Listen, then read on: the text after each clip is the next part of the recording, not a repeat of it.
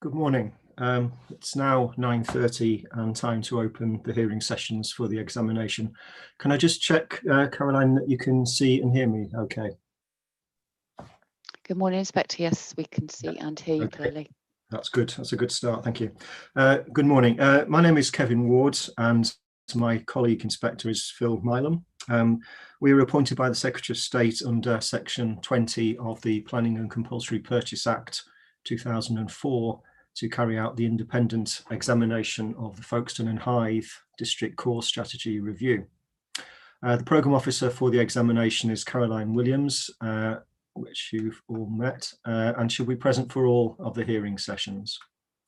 As Caroline has explained, we're certainly going to start off on the premise that everybody in the session has their cameras on, so we're all visible all of the time. But if you can keep your microphone switched onto mute unless you're speaking. If for any reason anyone doesn't wish to have their camera on all of the time, that's fine. If you just want to turn it on when you're speaking. Alternatively, if anyone just wishes to keep their camera off while making contributions, that's a matter of their choice as well.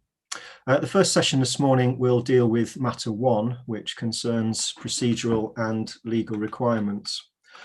Before we proceed any further, though, we just thought it would be useful for, first of all, the Council's representatives and then the other participants to introduce themselves. This, apart from anything else, will just help us to make sure that everyone can be seen and heard. So if we could start first with the Council and those representing the Council today, if you could just introduce yourselves in turn. Thank you. Sir, good morning. Can you hear me? I can, yes. Yeah. Good. My name is Paul Shadarivian, Queen's Counsel, and I'm instructed by Folkestone and Hythe District Council. Good morning. Good morning, sir. My name is Adrian Tofts and I'm Lead Specialist for Policy at Folkestone and Hythe District Council. Good morning.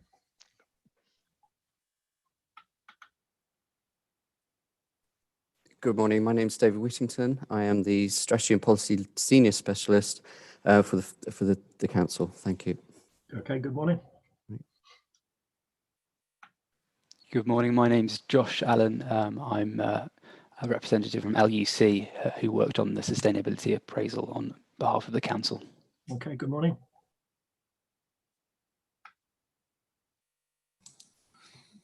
I'm Jeremy Owen. I'm Director of Planning at LUC and I'm ultimately responsible for the sustainability appraisal and the habitat regulations assessment on behalf of the Council. Good morning, thank you.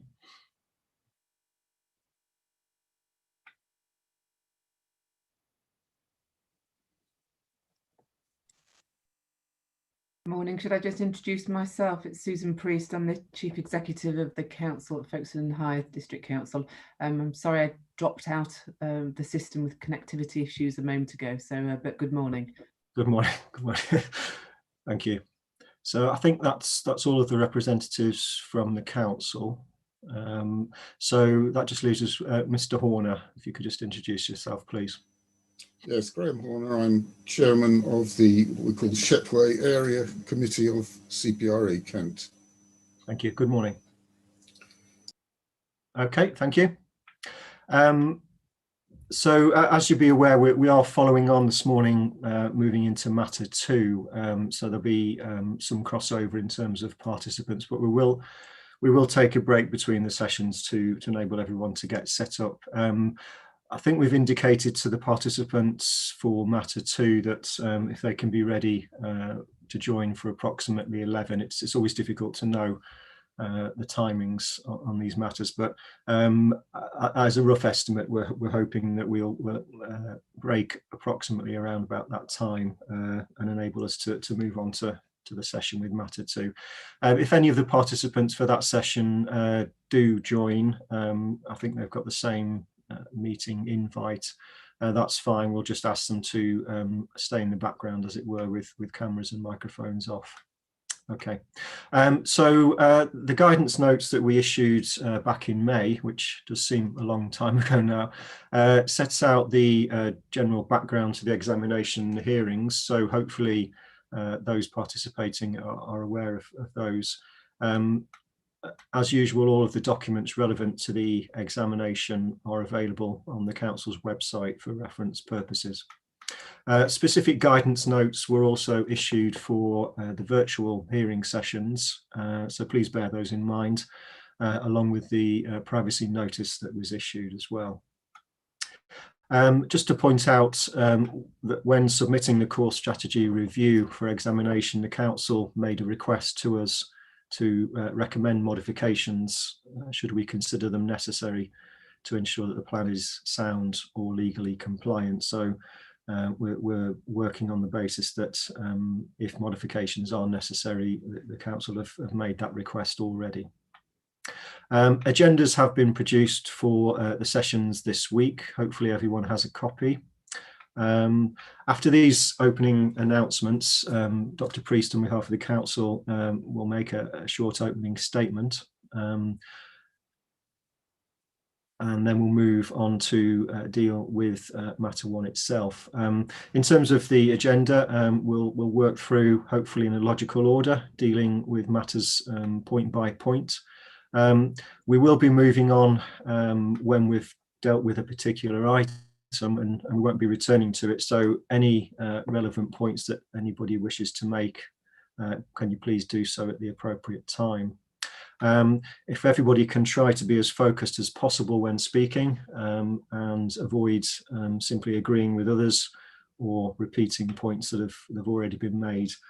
We do have a lot to get through, and it would help in terms of efficiency of time if we can move through the agenda fairly quickly. In terms of the format of the hearing session, we'll usually be directing questions to the council, but we will give others participating in the sessions full opportunity to speak. In terms of speaking, as has been explained, if you wish to contribute at any point in time, if you can use the raise hand facility, so hopefully everyone is familiar with that. And we'll bring you into the discussion as soon as we can. We'll typically ask the council to respond to any points that have been made by other participants before we move on to the next item. If everyone can make sure you only speak when you're asked to do so, and keep your microphone on mute unless you've been asked to speak, and just make sure that there's only one participant speaking at any time. Please don't attempt to introduce or share documents. If there is a need for us to see any additional documentation or any need for anyone to submit something, that can be arranged outside of the hearing session via the programme officer. If there are any particular documents or items that we require as we go through, we'll be taking a note of those, and we'll be liaising with the programme officer at the end of each day to make sure those are provided. If you can, make sure other phones and any electronic devices are turned to silent mode, please, for the duration of the session. And it does help if you have other devices, if you can minimise things using the Wi-Fi where you're working from. We'll take breaks at appropriate points during the morning and afternoon session. So during the breaks, it's sensible if you can turn your cameras and microphones off. Just be aware that if you don't, others will be able to see and hear what's going on in the background, which is sometimes not always an appropriate situation. So during breaks, turn cameras and microphones off and make sure they're back on in time to start the session. We'll give specific times that we'll be resuming after breaks, so can everybody make sure that you are ready and able to continue at that point. As I said, when we finish the session dealing with matter one, we'll take a break and then we'll move on to matter two, which concerns a duty to cooperate. As Caroline has explained, all of the hearing sessions are being streamed live on the Council's YouTube channel, and that can be accessed by the link on the Council's website. Okay, before we move on to the opening statement on behalf of the Council, are there any questions anyone has about the procedures for the hearings or the technology that we're using. Is everyone comfortable with how we're going to operate? Okay, good. Just to point out, as we go through, we'll assume that we've dealt with all the points that we need to, and we'll move on in the agenda. Please, if anything crops up that you do wish to draw our attention to, please use the raise hand facility. Otherwise, we'll assume that we're moving forward in terms of the items, etc. Okay, thank you. Dr. Priest, I think you wanted to make an opening statement there. Yes, good morning, and thank you very much. I will just say that I've had 1 or 2 connectivity issues this morning, so I'm hoping that we get through my opening statements without dropping out. So, well, good morning, everyone. I would like to welcome you, albeit virtually, to Folkestone on behalf of Folkestone and Hythe District.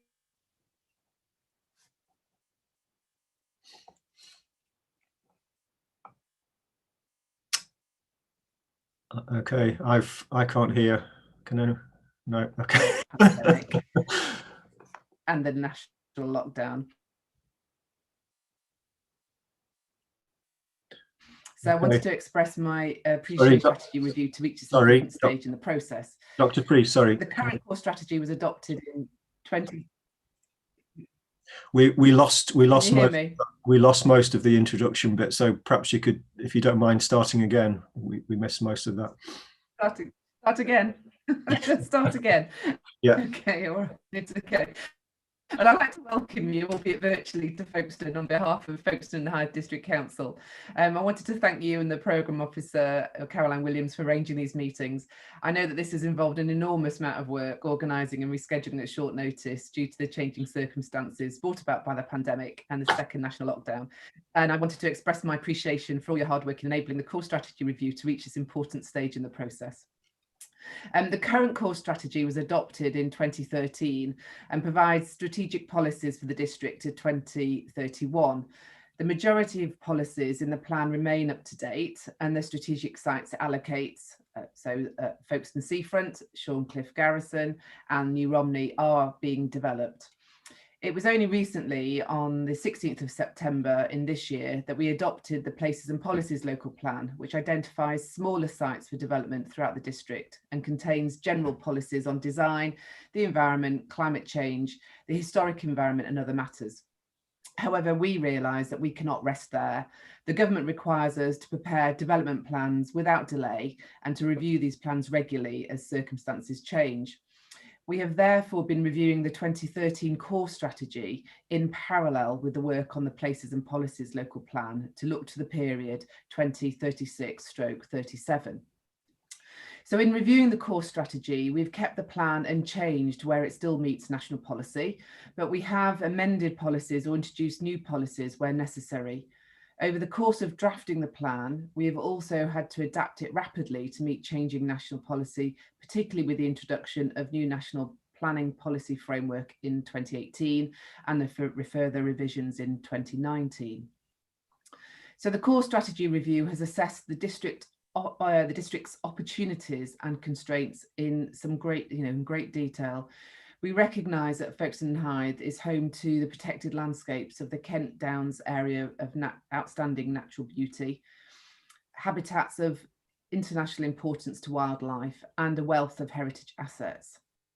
There are also extensive areas of high flood risk in the Romney Marsh, but these constraints cannot be used to ignore development needs. National planning policy requires us to positively seek opportunities to meet the development needs of the district. We have therefore approached the core strategy review in a positive spirit.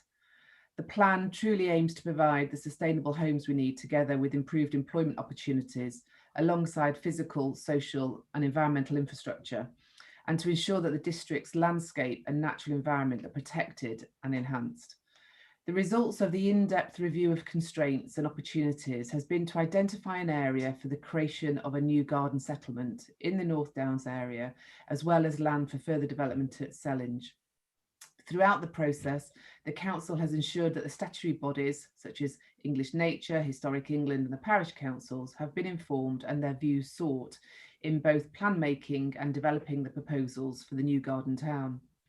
We have worked with our neighbouring local authorities, utility and infrastructure providers and Highways England on cross-boundary issues to ensure that all the issues have been properly considered. Of course, public consultation and engagement is a critical component of plan making, and we have placed great importance and fully taken into account the outcomes of public consultation process. Wherever possible, these have been taken on board in the preparation of the plan. It will also be seen from the statements of common ground that the council has fully and satisfactorily engaged with neighbouring authorities, statutory organisations and others. Detailed discussions have taken place over a long period of time to reach agreement on key issues, and we are grateful to all engaged in this process for the positive outcomes which this engagement has engendered. The proposals for the new garden town were accepted by government.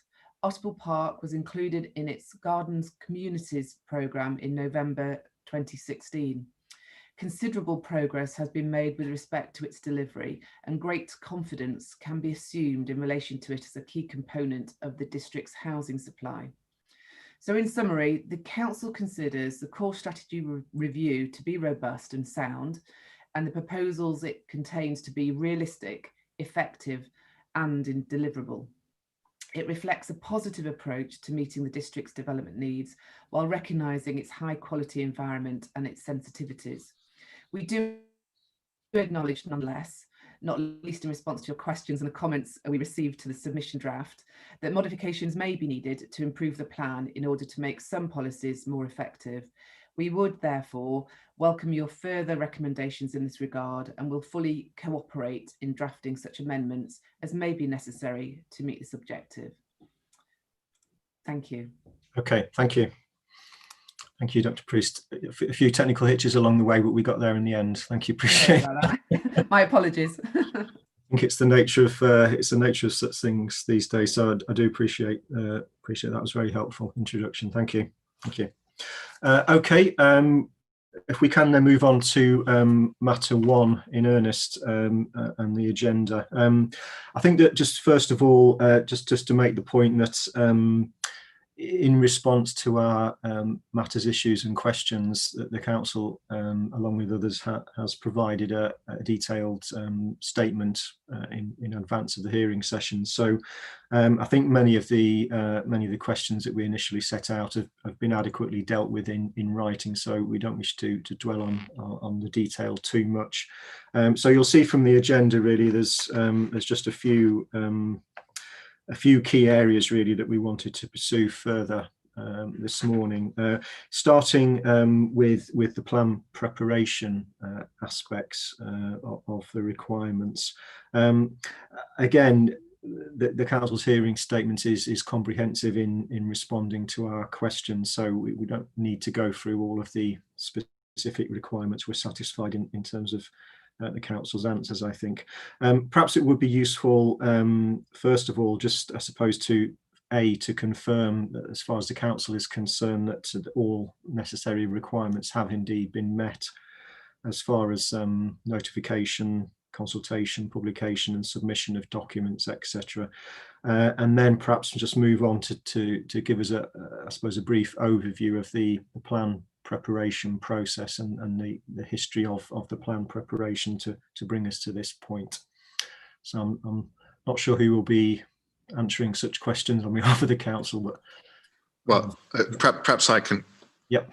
Perhaps I can begin by saying the council have responded to your questions on this very thoroughly.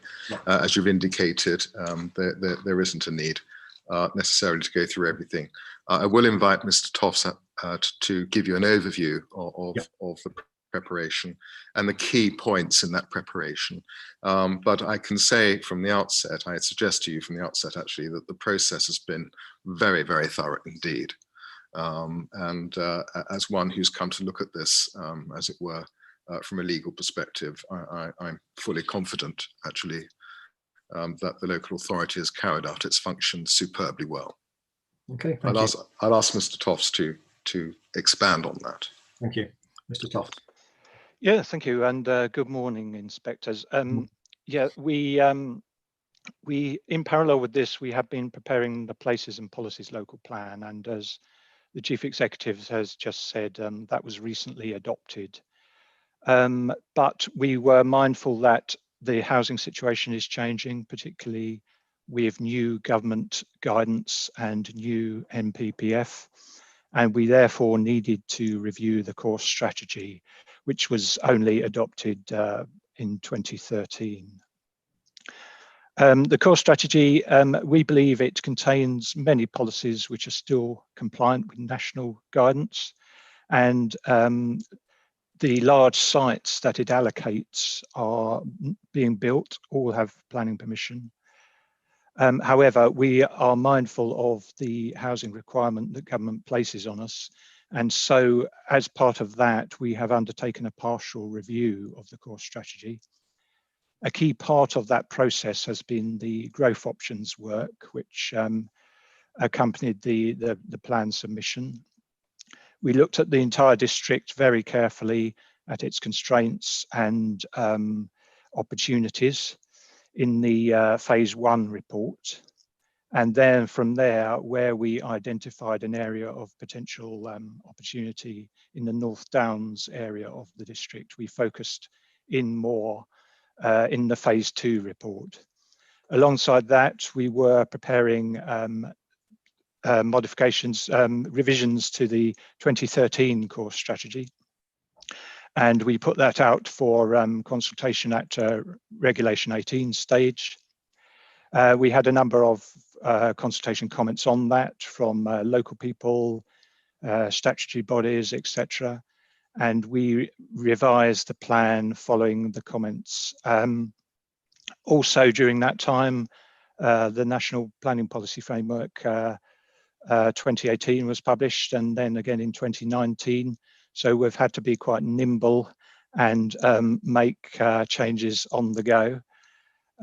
We consulted on the Regulation 19 plan, and while we were out to consultation, government policy changed again in terms of housing numbers. So we had to have a third focus consultation on housing numbers. Having gone through that process, we submitted, and we've asked, as Dr. Priester said, for any main modifications that you feel would make the plan more robust. So that's a brief overview of how we've got to where we've got to, really. But thank you, thank you. Just coming back to the additional consultation on the revised housing numbers. Can you just confirm that the process for the consultation and the extent of consultation was full in the sense of the previous round of consultation at Reg 19 stage?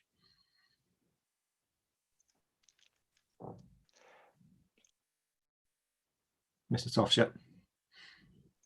Yes, it was a full consultation. We've got a large database of consultees, and we consulted with all of those and statutory bodies, etc. So it was a full Regulation 19 stage consultation, albeit it was focused simply on changes to the housing numbers following the government's new numbers. Okay. Thank you. So just to clarify, in terms of the document submitted, just to be clear, I suppose from the outset, the document submitted for examination was in effect the original Reg 19 stage document as amended by that further consultation document on housing numbers. So it's a composite of the two in effect. Yes, and I believe we provided a composite plan as part of the evidence-based documents. Okay, thank you. Good. In terms of the policies map, we did in our initial letter raised some queries about the policies map. So there was the particular issue of the new garden settlement allocation. So perhaps you could just explain how you've now dealt with that particular issue as far as showing that on the policies map is concerned. Yeah, we produced a version of the policies map as you requested in your letter, and that forms one of the appendices of our responses to you. Yeah. And as far as other aspects of the core strategy review are concerned, again, this was something that we raised in the initial stages, but from your response, it's our understanding that the other, I suppose, proposals, site-specific proposals in the core strategy review are either already embedded in the adopted development plan, or they're regarded as broad locations. So perhaps you could just explain the council's perception of that and how those area-based or site-specific proposals are actually dealt with as far as the policies map is concerned. Yes, they are already on the policies map, and the three main strategic allocations at Folkestone Seafront, at Shorncliffe Garrison and New Romney all have planning permission and are being built out. In terms of the policies in the existing 2013 core strategy, you asked us to do additional sustainability appraisal work on the policies that hadn't changed significantly since the 2013 version, and we included that addendum as part of our statement on matter 1. Yep. Okay, but just as a matter of principle, I suppose the proposals, for example, Folkestone Seafront, it is a proposal in this core strategy review. Having said that, the council's position is that it's in effect rolling forward something that's already adopted. So it is subject to examination in the sense that it's part of the submitted plan. But as far as, for example, the policies map is concerned, it's already shown on the adopted version. Yeah. Yes, that is correct. It's already shown on the policies map. Okay, thank you. Okay, thank you. Just moving on then to the relationship with the now adopted places and policies local plan. Perhaps again, Mr. Toft, you could just outline the interrelationship between that plan and the core strategy review. So, for example, in terms of the time frames for the two plans and the quantum of development, particularly in terms of housing, and just to explain the relationship between the two. Yes, the places and policies local plan work started on that soon after the 2013 core strategy was adopted. That looked comprehensively throughout the district at small and medium-sized sites, and sites range from smallish developments, infill developments of 10 houses, up to major allocations of 150 dwellings. Work continued on the places and policies local plan in parallel with the work on the core strategy review. The places and policies local plan looks to the period to 2031. So it is a slightly smaller timescale than the core strategy review, which now looks to 2036-37.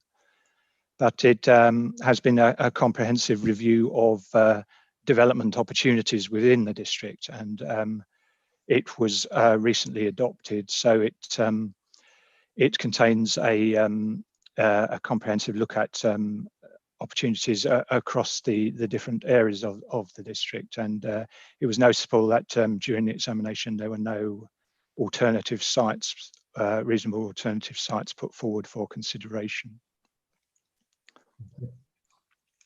So the policies and places local plan, in terms of the scale of housing allocations, that was, as we understand it, based on the housing requirements in the adopted core strategy, which is clearly a lower figure than now planning for. It was based on the requirement of 350 homes a year. Many of the sites within it are being built out, or some have been completed, but the remaining sites that have permission or are being built out, that would contribute towards the housing requirement in the core strategy review. And we've made that, we've set that out in our response to the main matters on housing. Okay. So there's I suppose the issue of the longer time frame for the core strategy review, but also the higher housing requirements.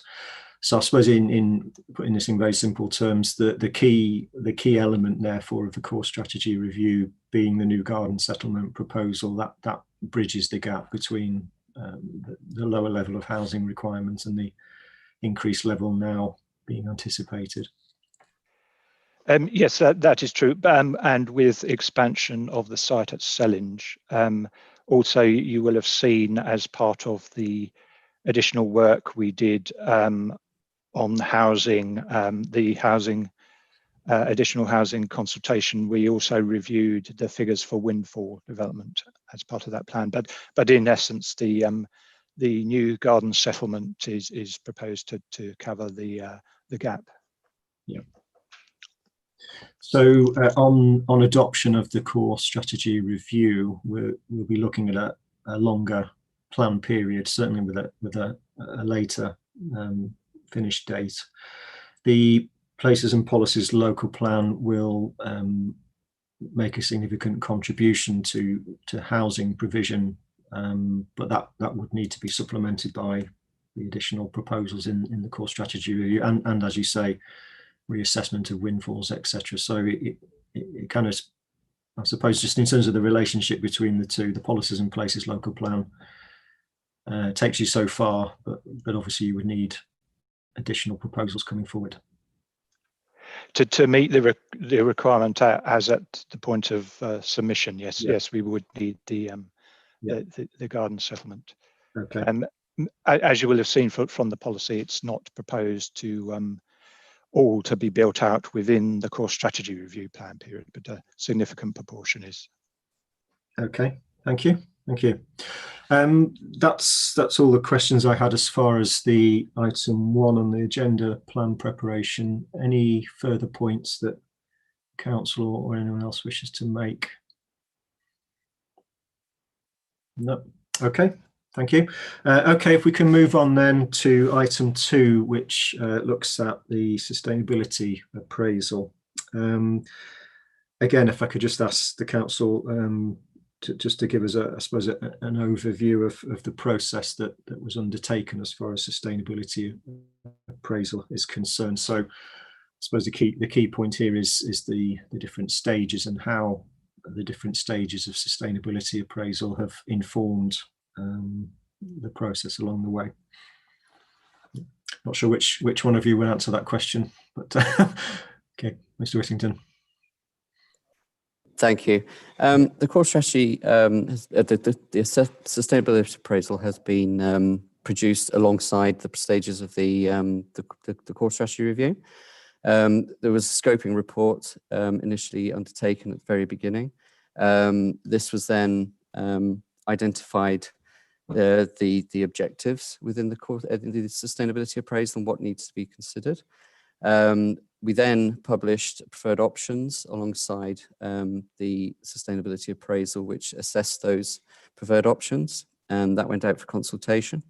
Again, at the submission stage, a main report was also produced, which went through set out the process, and also then a non-technical summary as well, which was then published as well.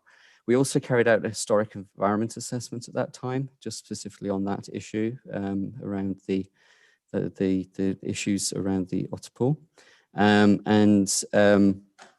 We also undertook a sustainability appraisal of the revised housing numbers as well, taking on board all the the same criteria and considerations from the stages before.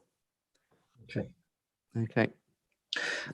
In terms of options, again, without wanting to go into great detail in terms of the sustainability appraisal report itself, but again, an overview really, if you could just explain how the sustainability appraisal process considered options. So I suppose, first of all, on the level of the scale of development and its broad distribution across the area, what options were in fact considered, and how were they considered through the sustainability appraisal? Okay, thank you. It followed the work which was undertaken with the option study, whereby we first looked at the strategic scale, looking at the characters of the areas of possible development around the whole district, taking into account the flood risk, the AONB, and as each stage we looked at the larger scale, then drew it down to a smaller area which did not have those areas. We then assessed areas within the smaller area, which was set out in the option study, looking at the options there. And then when that was coming down to, I think, state regulation 19, we looked at an area which came out in the strategic options to see how within that small area, how they performed within the SA framework. Okay. So that's I suppose more specifically in relation to what ultimately became the new garden settlement proposal. But I suppose just taking a step back from that in terms of the scale of development which is proposed. Obviously, there's this like kind of complication in the process that the housing requirement was revised some way through the process. But is it fair to say, so taking housing provision, housing requirements specifically, is it fair to say the council's position is that there really wasn't a realistic option as far as the overall scale of housing development is concerned? I suppose particularly once you'd reached the point of looking at the standard methodology and local housing needs calculation, is that a fair summary of the council's position, that there wasn't really an alternative because of the scale? Right from the beginning, we did have our own strategic housing market assessment, which was set out the total number, which was then superseded by the government's figures. So yes, we did look at the scale and how we could take that on board within the district and meet our needs. The SA looked at that as the opening numbers, if you like, to see whether we could actually do that. Okay. So in terms of the figure, you were considering that the figure that emerged from the standard methodology by that point, you weren't looking at, for example, lower or higher figures to accommodate? No, well, we already identified the garden settlement as a possibility to meet the numbers in the SHMA, so we're working towards that. And yeah, I mean, we're looking to meet all our need within our district, so the SA looked at that. Okay. And you've explained about, and I'm no doubt we'll come on to this in great detail in later sessions, but you've explained briefly about the growth options study and how that informed the process. So we're conscious of that, and as I said, we will definitely be returning to that in more detail. In terms of the policy approaches within the core strategy review, then the more specific policy implications. Can you just explain to what extent different options for those policy approaches were considered? Again, the policy approaches we're looking at to see whether there are any sort of, I mean, a lot of the sites were already being built, so it was looking at the options of what would happen to those. Mm-hmm. I think it's really where the policy options we're looking at. For example, the change in affordable housing numbers. Yeah. Just to make sure we again identified it through our evidence-based work.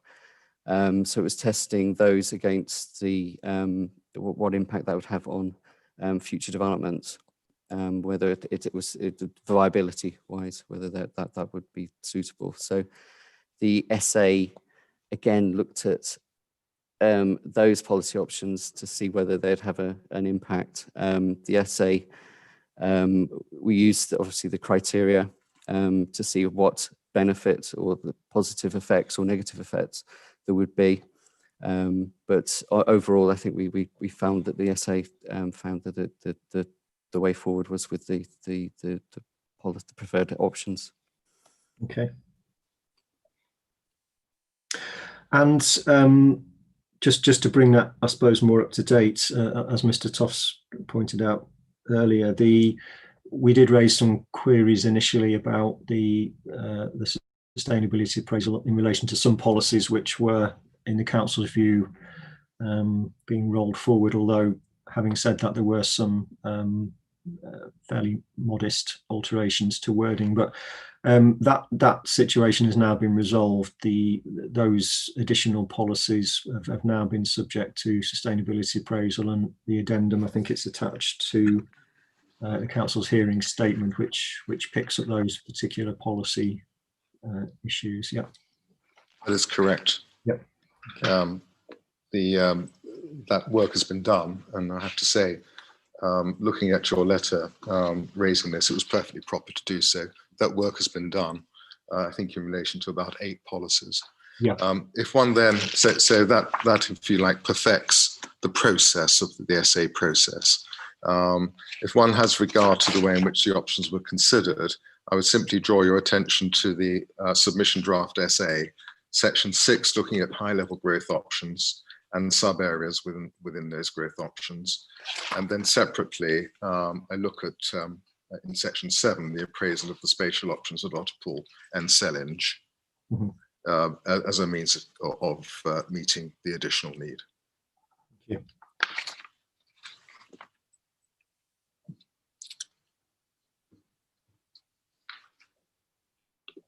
Okay. And again, as you pointed out before, the additional consultation on the revised housing requirement, that in itself was subject to sustainability appraisal, and the conclusions, as far as we can see of that, were that it didn't raise any particularly significantly different conclusions as far as increased housing numbers are concerned. Is that's absolutely correct, yes. Thank you. Thank you. Mr. Horner, just to pause and give you an opportunity, I know you had particular concerns with the sustainability appraisal and made representations on that. Are there any particular points that you'd like to make at this stage, Mr. Horner? Thank you, sir. And I'll just say that obviously the council has gone through a very detailed process, and if you like, ticked all the boxes on paper, but just looked at from the point of view of the man in the street. If we go back to the original definition of sustainability, which is meeting the needs of the present without compromising the ability of future generations to meet their own needs, it's difficult really with that sort of helicopter view of the whole project to convince ourselves that this is a sustainable development. They're filling up a large area of countryside. There's some considerable doubt as to whether this is going to be a self-contained community and sustainable from the point of view of internal transport versus external transport. The council is talking about promoting high-speed trains stopping at Western Hangar, which is effectively promoting an unsustainable commuting regime.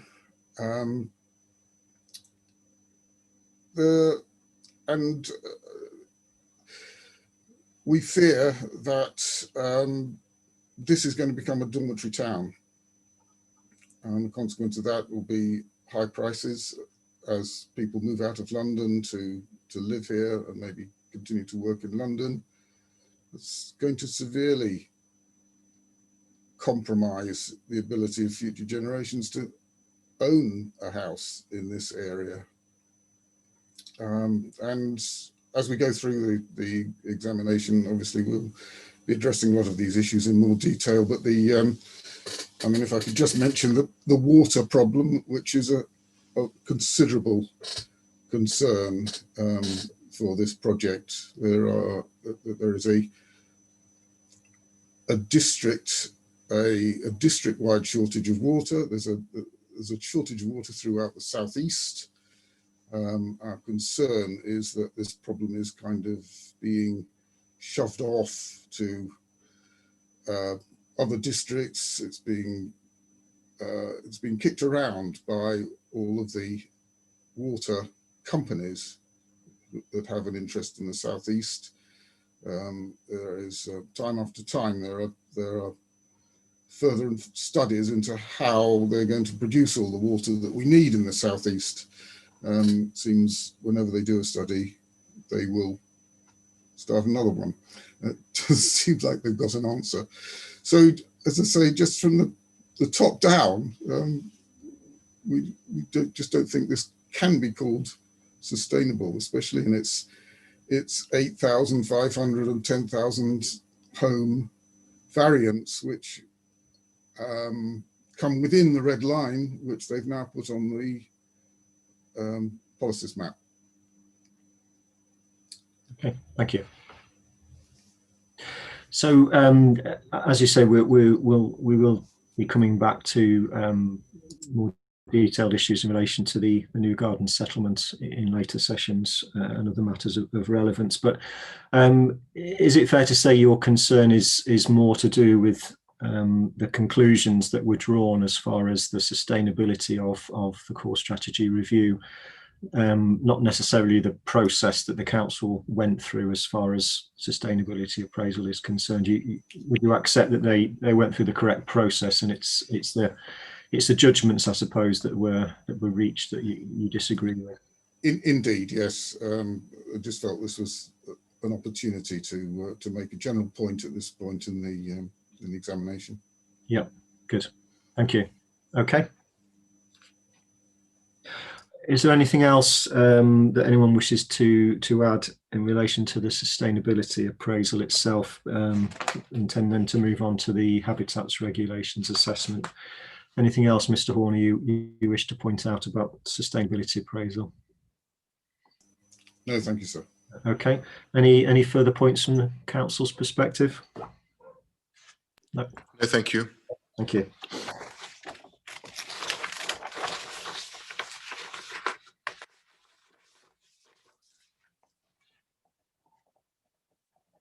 Okay, thank you. We'll move on then to item 3 on the agenda, which concerns habitats regulations assessment. Again, just to start off with the council, just if you could give us an overview of the process involved, and again the different stages in the habitats regulations assessment and how they relate to the plan preparation process. So I'm not sure, is it Mr. Owen looks keen to speak?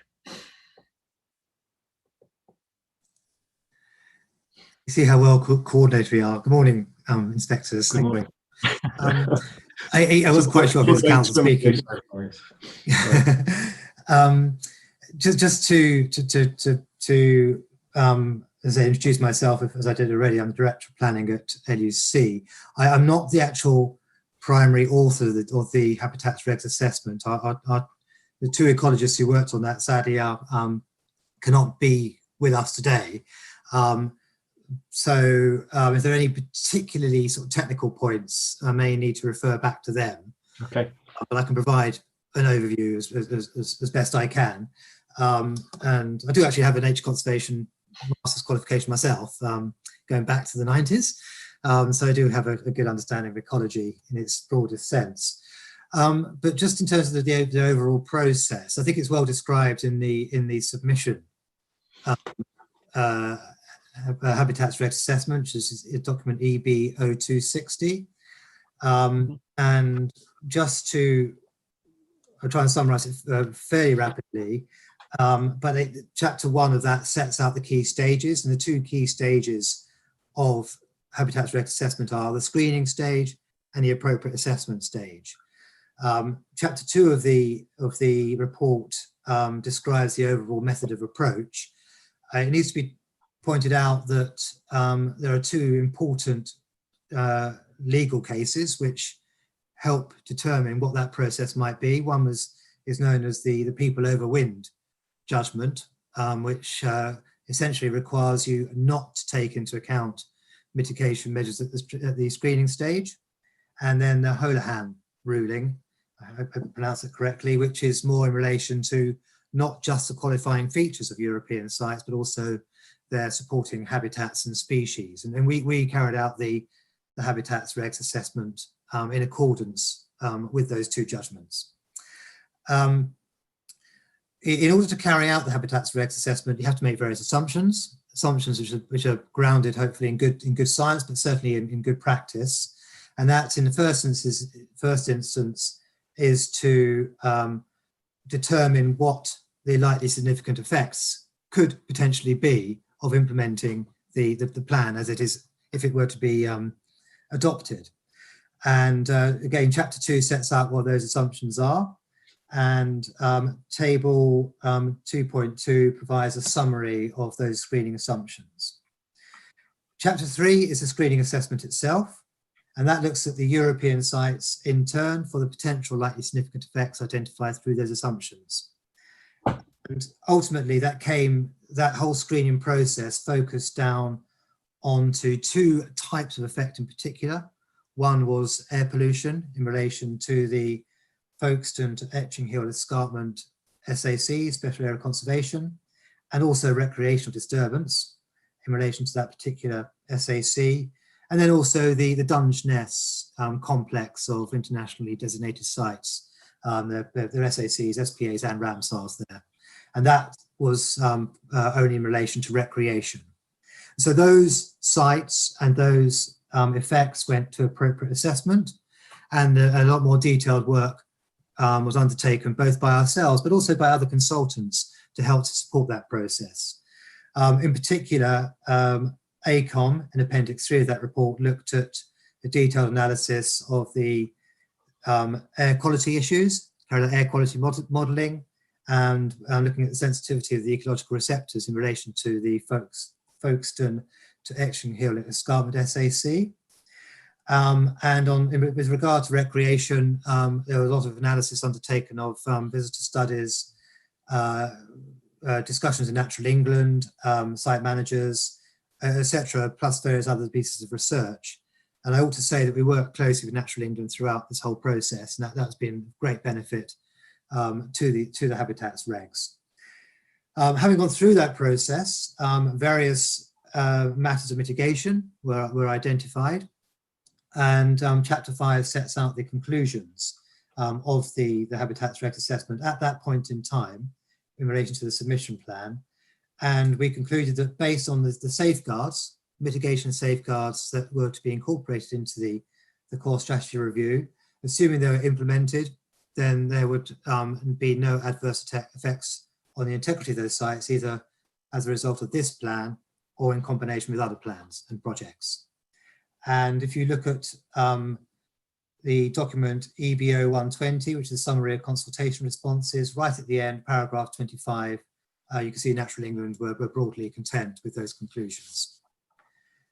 And then just to wrap up, a couple of other matters. Firstly, the EBO220 is another document, which is an HRA addendum, which dealt with the changes in housing need numbers, which we've already discussed. And again, we felt that had no effects on the HRA. But finally, there was another matter which came to light subsequent to our having carried out that work. And it's an issue which has grown, I think, in importance and relevance throughout the southeast of England in particular. And that's the impacts of nutrients, nitrogen and phosphorus in particular, on certain sites, European sites that are sensitive to that type of nutrient enrichment. Okay, I can just stop you there. Well, come on to that more specifically. I just wanted to backtrack a little in terms of the original work that was undertaken. In terms of the potential impacts, the Habitats Regs assessment took a judgment that any European sites within the district and indeed within a 10-kilometre boundary were to be considered. In your view, is that not to overuse the word appropriate, but is that an appropriate approach? Yes. Is that satisfactorily precautionary, as they say? Yes, I think it is. I mean, I've been involved in quite a lot of Habitats Regs assessments, and the area that you draw, the boundary, the buffer area, can vary, and it depends on a number of things. One is the more sort of direct impacts of development. So clearly, the direct impact needs to be primarily within the district itself. Indirect effects relate more to issues such as water quality, which is one that's come up, recreation, and you often have zones of visual influence in relation to recreation. In this instance, the main recreation issues are actually within the district itself, and that's the Dungeness Peninsula in that area. I think the assumptions were sound, they're reasonable, I think they're precautionary enough. It is of interest that the Stodmarsh site, which is actually to the northeast of Canterbury, was beyond that, I think, that area, but that was picked up through the process, and that's fine. We've dealt with that. Okay. And you explained very succinctly the process that was undertaken.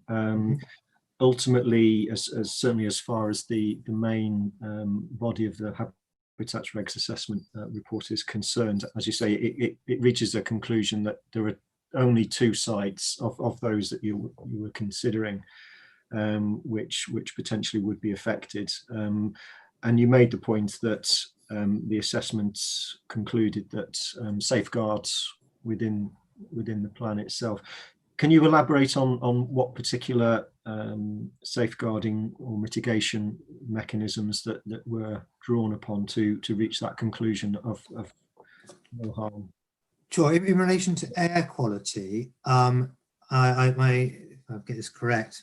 I think it was concluded that the air quality issue for Folkestone, Snetching Hill, and Scartmont SAC was not considered to be an issue that would result in adverse effects on integrity without any mitigation. But the plan does actually include some additional mitigation, which will help to give even greater certainty to that conclusion. And what mitigation specifically does the plan include? You'll have to forgive me if I have to try and find that bit of. It would help if I was actually looking at the right document. Bear with me. Like everybody else, I have a number of documents open in the plan.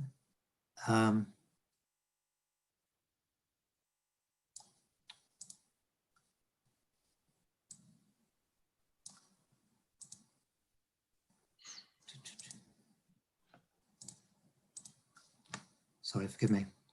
Okay.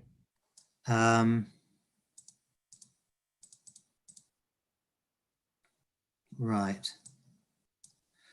This is, if you refer to, it is in document EBO 260. Yeah.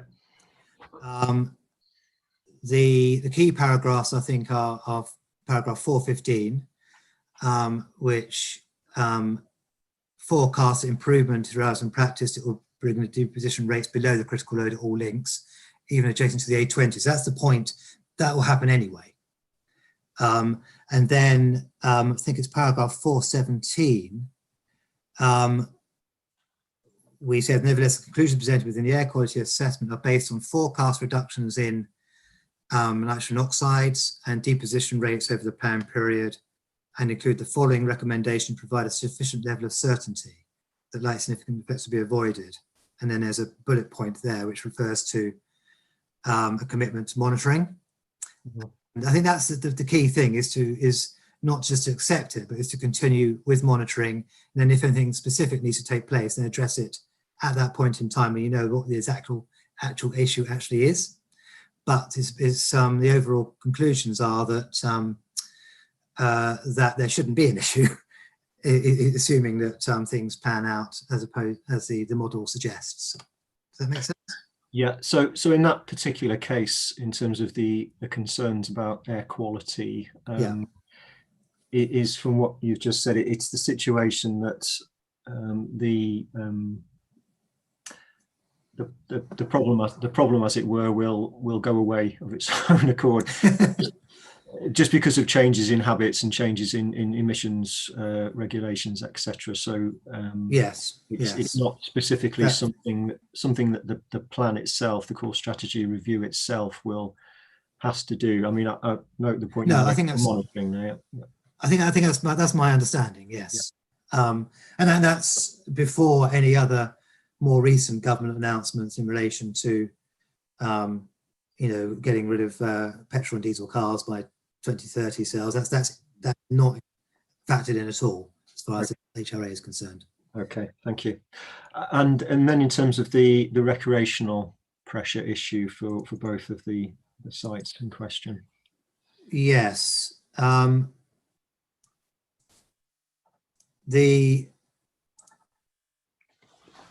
think in relation to the recreational issues, I think the habitats reg assessment for the Folkestone to Etching Hill SAC, the conclusions are based primarily on the basis that the majority of visits to that site are very, very localized, and the majority of development being delivered by the core strategy review will be beyond the distance that most people would travel to get to carry out the recreation.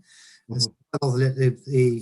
So that reduces the need for mitigation as such, but by having, for example, in the new garden settlement, after Paul, accessible natural green space and open space as part of that development, that would also go further to reduce the desire of new residents of that particular settlement to travel specifically to Folkestone and to Etching Hill Escarpment SAC to carry out their recreation, if that makes sense. Okay.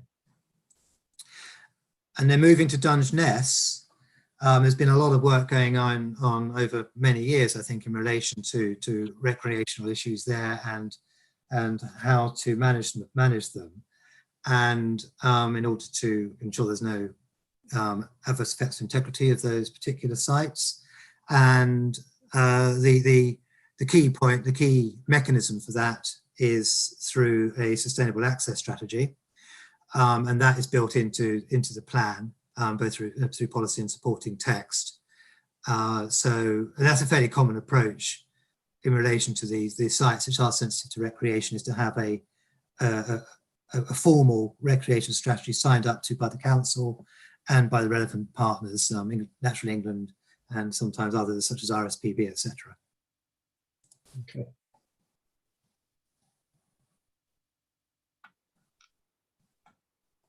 Okay.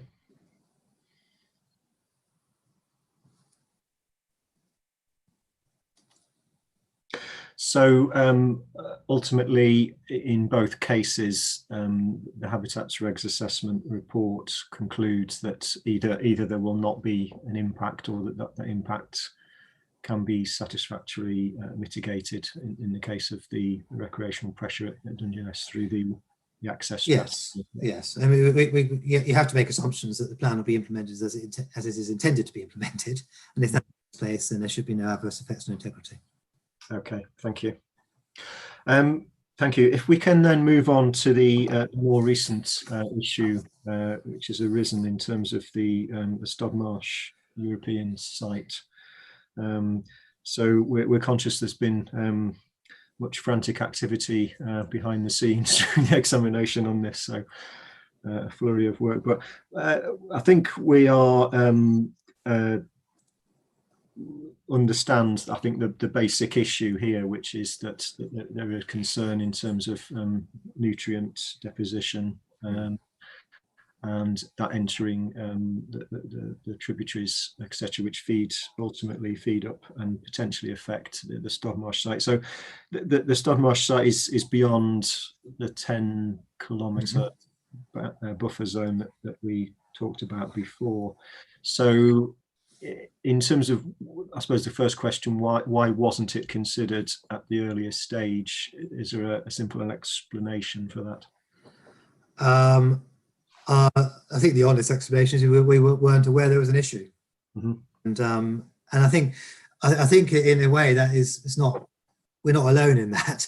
I think that's happened to a lot of local plans in this part of the world, and stretching right down through to the Solent and that area as well. That the effect of nutrient enrichment is something which has really come to light in the last few months or so, and as a result of that, it's now become a primary focus of attention. There's no more complicated explanation than that. Okay, that's fine. So perhaps then, and I don't know whether this is for you or for someone directly from the council, or a combination really, but could you just explain what's been going on as far as additional work is concerned, and what's been done on behalf of the council? Obviously there's been quite close liaison with Natural England throughout recent months, but perhaps just take us through what's actually been done to assess the situation. Well, I'll kick it off, but I'll be honest with you, as I mentioned earlier, I wasn't the person who's directly involved in this work, and I know the council has been perhaps more closely involved than I have. My two colleagues have been involved, but I think my understanding is that Natural England has developed, or has developed on behalf of it, an approach which helps you to calculate what the impact of development might be, nutrients on a particular site, and that involves two stages effectively: a nutrient budget calculation and a nutrient neutrality mitigation that might be required as a result of that. And that work was actually undertaken by two other consultants, UE Consultants, Nutrient Budget Calculations, Urban Edge, and that's presented in Appendix A of document 0295. And then in nutrient neutrality mitigation proposals, and that work was undertaken by Arcadis, and that's presented in Appendix B of the same document. Ultimately, our role in that, we're not LEC aren't the experts in that area of field, to be honest with you. We're very good ecologists, but we're not always the experts on those matters, and so therefore we had to place reliance on the consultants to provide us with the material that we needed to be able to come to conclusions in terms of the habitats regs assessment. And again, there's been a lot of working with Natural England on this, which is, I think, reflected in the Statement of Common Ground, which is EB 1395, which gives a full chronology in relation to the work that's been undertaken.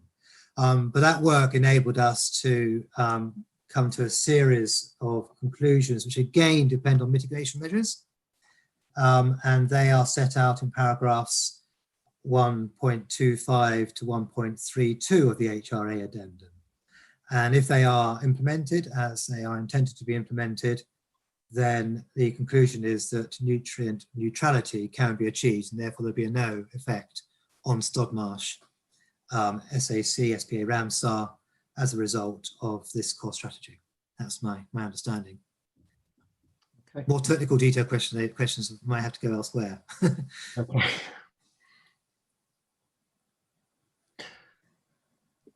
So I don't know if I can assist you further on this. The council were first notified about this issue, I think it was in May of this year from Natural England. And since then, we've put in huge effort to see how we can overcome the issue through mitigation solutions, on-site mitigation solutions with respect to the major allocation and the Sellindge allocations.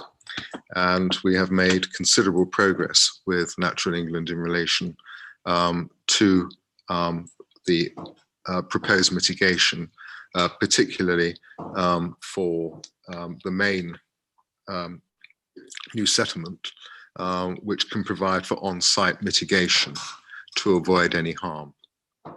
And it's likely, I think discussions are still going on, but it's likely that similar solutions will be found for the Sellindge allocations, and we will come on to discuss those in more detail, of course, later on during the examination process. But we remain highly confident that the matter is resolvable and will be resolved. Okay, thank you.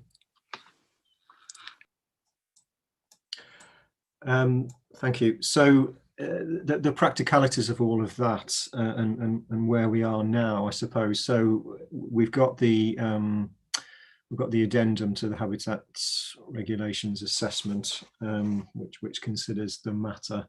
There's obviously a lot of technical work gone on behind the scenes as far as the nutrient budget calculations, etc.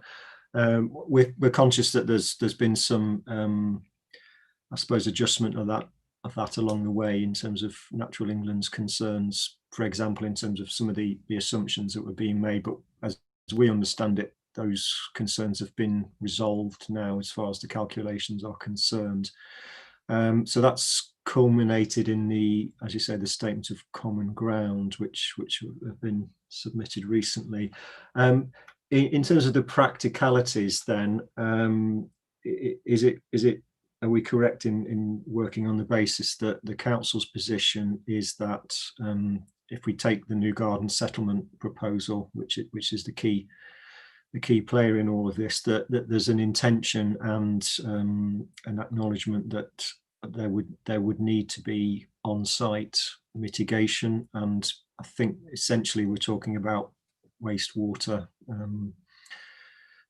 treatment and provision of wetlands, etc., wastewater management. But there's a confidence from the council's point of view that that the issue can be dealt with as part of the site development proposals itself. Is that fair to say, first of all? Sir, that is fair to say, yes. Yeah. And in terms of the practical implications for the examination, we have the statement of common grounds refers to, I think, unless it's in another document, there is a main modification suggested to policy to deal with this. That's correct, isn't it?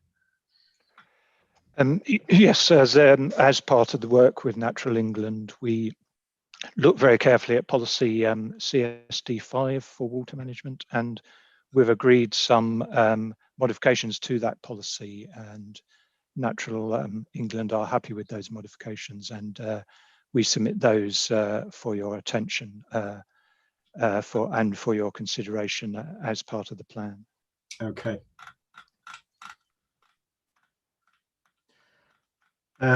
So again, it's as with many things we're discussing this morning, we'll no doubt be coming back to this in more detail, but probably on two fronts really. First of all will be when we have the session dealing with the new garden settlement and indeed Sellindge, but also the session dealing with policy CSD5 itself. So we'll come back to that. I just wanted to get the overview really at this stage. But as far as we are in terms of the up-to-date situation, we now you have now agreements with Natural England. They're happy with the assessments that have been carried out, and they're happy that there's a feasible mitigation strategy here in terms of on-site. There does still seem to be the issue of potential different options as to how specifically the issue can be dealt with, but you're still comfortable that even within that range of options, it's feasible. Yes, we are comfortable within that range of options, that we have a feasible solution. And as we said, we've engaged very thoroughly and done some very detailed work with Natural England since this issue was first raised with us after the submission of the plan. Yeah. And again, we'll come back to this in more detail, but in terms of, for example, the new garden settlement and the implications, particularly in terms of cost and the development of the site, as it were, is that something that's been assessed in any detail? Is that been factored into the processes? Are the mitigation measures which have been highlighted, that you're comfortable that they are feasible and deliverable? Yes, sir. I think when we come on to deal with these specific allocations, you will interrogate those in more detail, but we're comfortable with that at this stage. Okay, thank you. Thank you.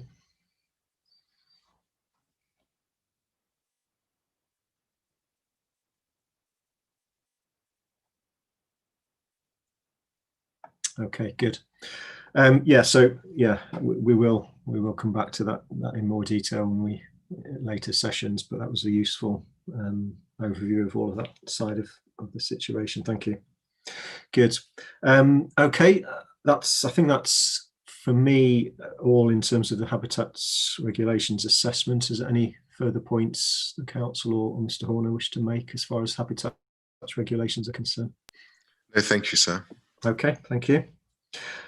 Good. That just leaves us with a couple of other matters. Again, I don't wish to go into too much detail because the council's covered these very well in its response to our questions. But just first of all, the point about the approach to mitigation of and adaptation to climate change. I suppose noting that the requirement there is in relation to the development plan as a whole. So perhaps the council could just allude to how it sees that particular requirement being satisfied, either in terms of the core strategy review in itself or in combination with other aspects of the development plan.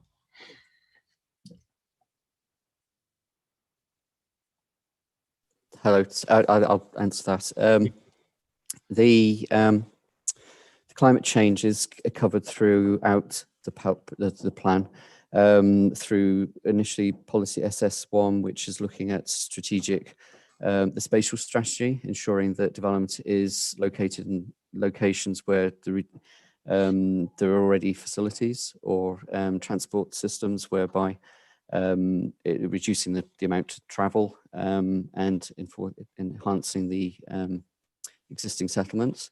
It's also in policy SS3, place shaping and sustainable settlement strategy, which again reflects that identifying developments and locating them in more sustainable locations. Then there's also specific policies within new development sites, such as the garden settlement, which specifically look at ensuring that cycling is promoted, or more sustainable modes of transport is promoted, that it's self-sufficient, and so forth. And then we also have a chapter and policies in the Places and Policies Local Plan, which is specifically for climate change, looking at reducing carbon emissions, sustainable design and construction, and also sustainable drainage systems, as well as wind turbine and so forth. Thank you. Thank you. Thank you. In terms of issues of equality, likewise, if you could just explain how you see that they've been taken into account during the preparation of the plan. It's been considered throughout the process. Initially looking to ensure that we are able to contact all people within the district, enable them to make comments on the site. We also undertook a equalities assessment of the plan as well, just to make sure that we identify any adverse impacts which the policies may have on certain members of the community. Okay. Thank you.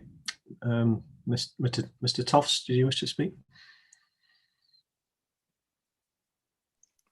No, just to say the equalities impact assessment is document EB 0119. If you yeah, thank you. Okay, thank you. Good. Okay, I think that covers everything we needed to cover from our perspective for matter one. Just before we bring the session to a close, just an opportunity for the council or Mr. Horner to make any further points that you haven't been able to so far. Mr. Horner, is there anything you wish to add? No, so not at this stage. I'm sure we'll, as you say, we'll come back to some of these issues as we go through. Yeah, okay, thank you. Anything from the council's point of view before? Not from us. Not from us. Thank you very much, sir. Okay, thank you. It's just Mr. Milam, anything you wish to come in on this point? No. Okay, good. Thank you. Thank you all for that. So that's the first session completed relatively successfully, I think, as far as technology is concerned. So that's always a good sign. Thank you. We'll take a break.